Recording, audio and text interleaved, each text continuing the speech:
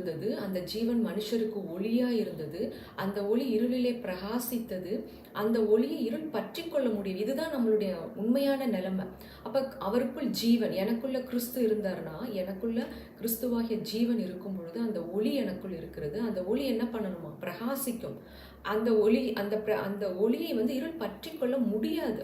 By default இருள் அவங்கள தொட முடியாது. அதுதான் உண்மை. அப்ப இன்றைக்கு அந்த ஒரு சத்தியம் நமக்குள் இருக்கிறதா?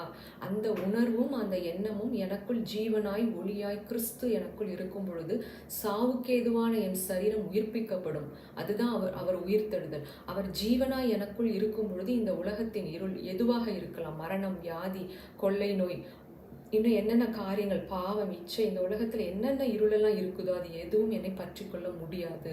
அந்த ஒரு விசுவாசத்திற்குள்ள, அந்த நம்பிக்கைக்குள்ள, கிறிஸ்துவி நமக்கு கொடுத்த அந்த ஜீவனுக்குள்ள நாம் வளர்ந்து பெருகுவது தான்